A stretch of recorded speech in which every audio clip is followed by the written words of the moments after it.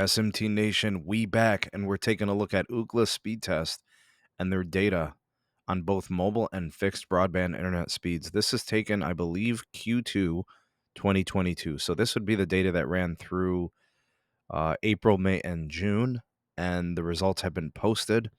Now, when you go to the website, and I'll go ahead and link this for you guys, I'll put it in the description box.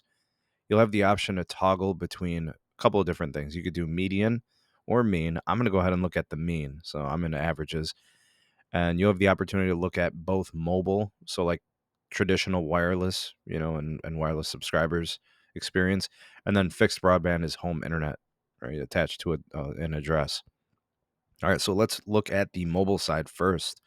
All right, average in terms of the U.S., we rank 18 in the world, apparently. All right. And we got a mean download of 128, mean upload of 14, and a latency of 41. All right. And it looks like we didn't move. Now, in terms of fixed broadband, so this would be home internet, we rank 14th with a +1. So we improved one spot, 225 down, 87 up, and 24 latency. And I don't know what that means for you guys, if that does anything for you. I think you probably came here, if you're like me, you came to look at the wireless mobile network operators. Okay, so we got Verizon, we got AT&T, we got T-Mobile. How'd they rank Q2 2022? In terms of median speed, it says here 116 for T-Mobile, median speed, 59 for Verizon, and 54 for AT&T. This is a clear indication that T-Mobile has the most comprehensive, we'll just call it mid-band 5G network build. Up to this point, they've had a couple of years ahead of their competitors with the T-Mobile and Sprint merger. And now Verizon and AT&T are starting to build out their mid-band 5G network. And, just starting in January, essentially. Meanwhile, T-Mobile's had a couple of years. So this shows that payout, right? A much faster median speed. Looking at the uplink, it's pretty much the same story. T-Mobile at 11.7, Verizon at 9.1, AT&T at 7 megabits. This is a pretty bad showing from all three in my estimations. I'm not going to give any of the three of them a pass. You could say that T-Mobile's the fastest, and that's accurate, but it's not saying much when your median upload speed is 11.7 megabits. This is a sad state of affairs, folks.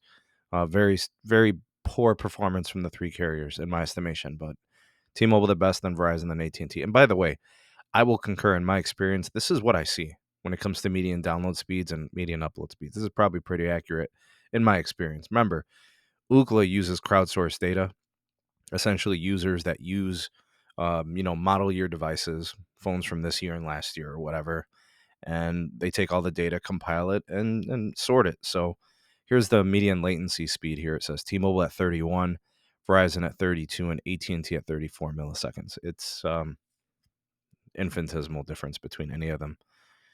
In terms of consistency, it says here, the consistency of each operator's performance, we found that T-Mobile had the highest consistency in the U.S. during Q2, with 85.7 of results showing at least 5 megabits down, 1 megabits up. Verizon was second at 81.3%. AT&T was third at 79.7. So the sticky thing here is going to be you have to meet both of these criteria. 5 meg down, 1 meg up at least. So anytime the downlink dipped below that, it wouldn't qualify, right? And then anytime it dipped below 1 megabits per second, it wouldn't qualify. So this is actually pretty sad. These should be over 90% for each carrier. If not, we should have higher standards. It should be like 98% of the time. That's crazy. Video performance score. This is a measure of each mobile operator's video performance. T-Mobile 76, Verizon 74, AT&T 70. All right, so that gives you your video score. Here's the 5G video score. So the other one must have just been overall video score. For 5G video score, Verizon 81.37, T-Mobile 80.78, AT&T at 73.01. I'm surprised here. AT&T usually does pretty darn good with video. Maybe it's the 5G piece with DSS, playing a part here. Maybe some downside there. Shockingly, Verizon ahead of T-Mobile. T-Mobile's known as the 5G company, right? All right, let's see 5G performance. All right, so this is a metric here. It said T-Mobile had the fastest median 5G download speed in the US at 187.33 during the quarter, a slight decrease over Q1 2022. Maybe more and more users getting 5G devices and, traffic is just picking up on those 5G channels. Verizon remained in second, saw a slight increase in 5G speeds from 107 to 113. Sounds like a little C-band boosting there. And 77. AT&T third at 71.54 and an increase from last quarter.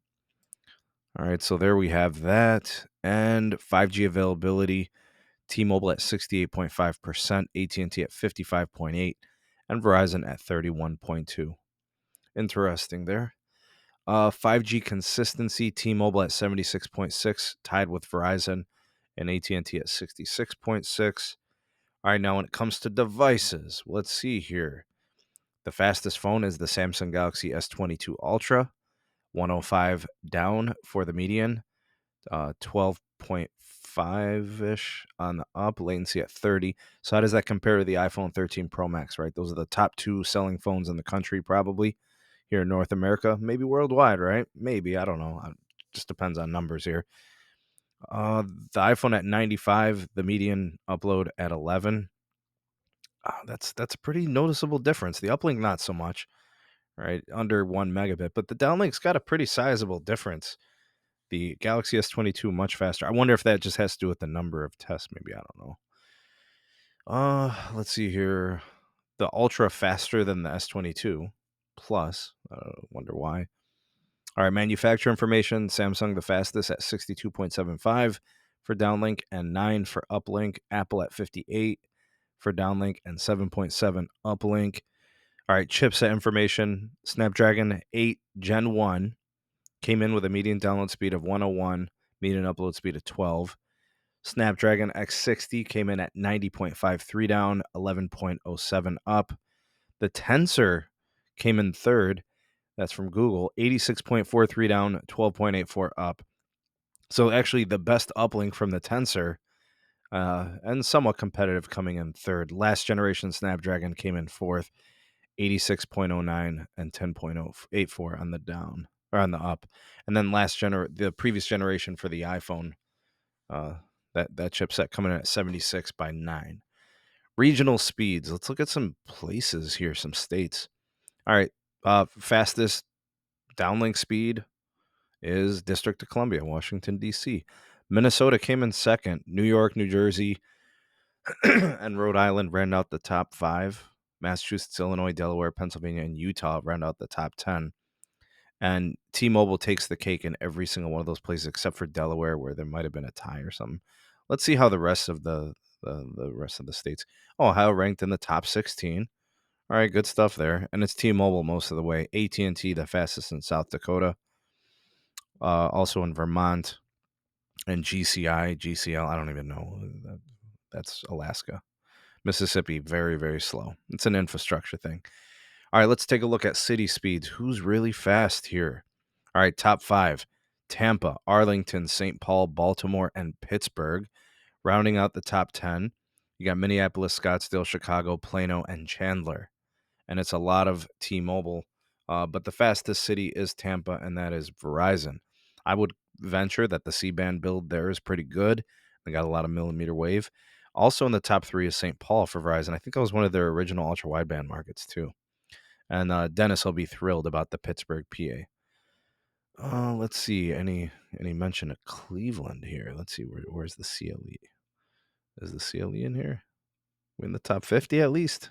Sheesh, man. All right, we're in at number 49. 75 down, 10 up, and T-Mobile's the fastest at 232. All right, good stuff there. What I'll do for you guys is, again, this will be linked for you to check out on your own. You could see all the different elements. Again, this is crowdsourced. This is not a situation like RootMetrics where they send out drivers and buy devices and, purchase the plans and test in all these places. This is crowdsourced. So it takes all of the user data from you all who download the app and speed test your phones every 15 minutes on the same tower site over and over again, and it compiles that data. All right, so there you guys have it. What do you think? You shocked? Any surprises? Is it what you expected? Thoughts and opinions, welcome down below. You are the voice of the people, the SMT Nation. Let your voice be heard. Like, share, subscribe for more. Turn on that bell notification icon to never miss an upload. Links in the description for the article, my Patreon page, my Twitter handle, and business inquiries. My Gmail address is in the description as well. Thanks for watching. See you on the next one. Peace.